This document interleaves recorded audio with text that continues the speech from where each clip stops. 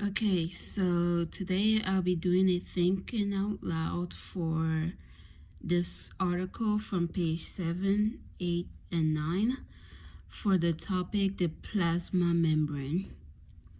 So first, we go to the first paragraph, which says the cell membrane is composed of a phospholipid bilayer with three classes of associated protein. The hydrophobic tail of the phospholipid molecules face inwards, and the polar heads face outwards towards the cytosol and the extracellular fluid. Since hydrophobic, we can break down the word hydrophobic. Hydro meaning water and phobic meaning phobic meaning fair. With those two, putting those two words together, we can get that the tails of the phospholipid bilayer is afraid of water, so they don't interact much with water, and the polar heads interact more with water. As we can see in the figure 3-6, it shows the protein, the cytosol, the extracellular fluid, and the phospholipid bilayer. As we can see right here, the green part is the hydrophobic tails, and the circles are the polar heads, which interact more with water. Going on, it says integral membrane proteins are of two types. Transmembrane proteins extend through the membrane and are secured in the phospholipid bilayer by sequences of the hydrophobic amino acid. The other class of integral protein do not extend through the membrane. They are associated with either the inner or outer layer of phospholipids. The third type of protein is called peripheral. They are associated with the integral protein on the inside surface of the plasma membrane. Figure 3-6 and 3-7, which is shown right here. Some membranes associated with the protein are called glycoprotein because they have branched chain of carbohydrate attached to them. Carbohydrates can also attach to the phospholipid molecules of the glycolipids. The plasma membrane is referred to the fluid mosaic model. The phospholipid bilayer allows for the lateral mobility and the protein form of the mosaic pieces. The membrane also contains cholesterol, which increases the stability. Okay, so this page of this article is basically telling us, giving us more information about the phospholipid bilayer and the integral membrane protein, the types of integral membrane proteins they are.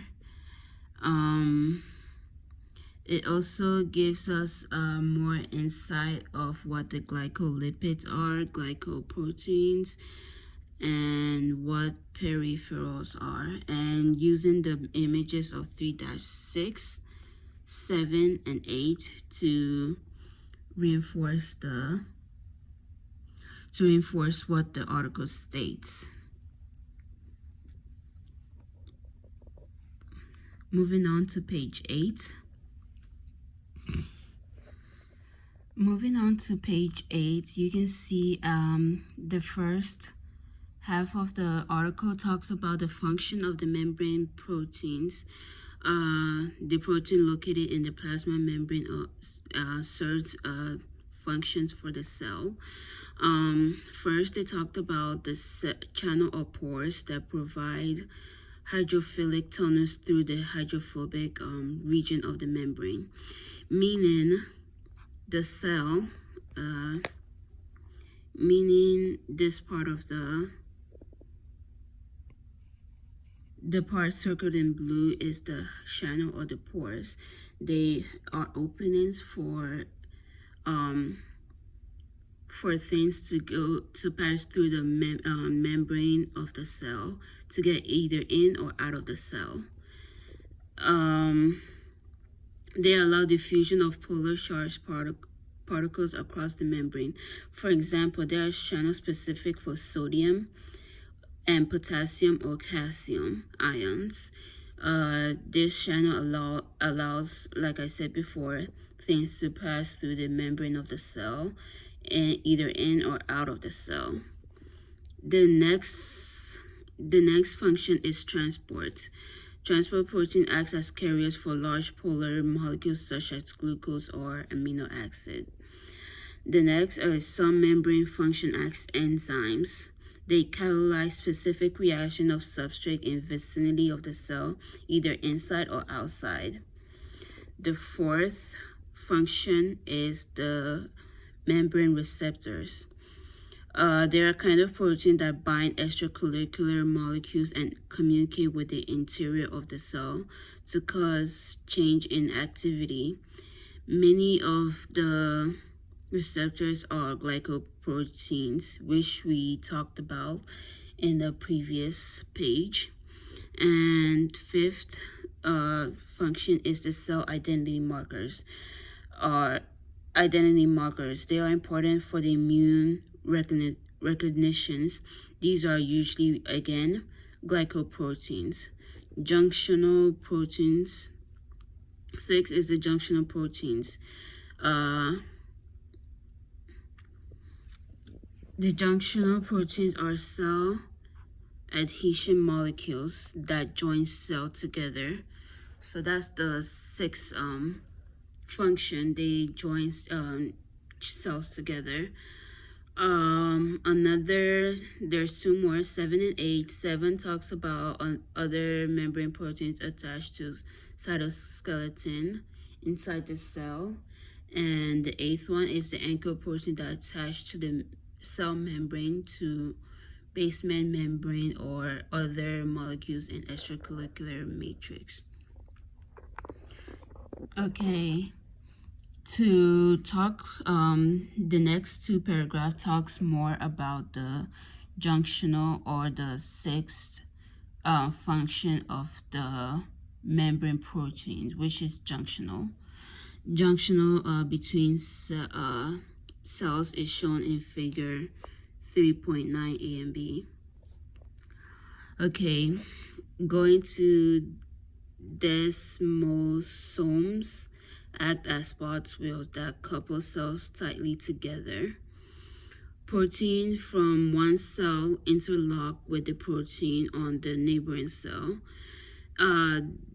Desmos, as I'll be using throughout this whole thinking out loud, desmos are found in the cell that are exposed to physical stress that will tend to pull them apart. Muscle cell in the heart and cells of the skin are joined by desmos.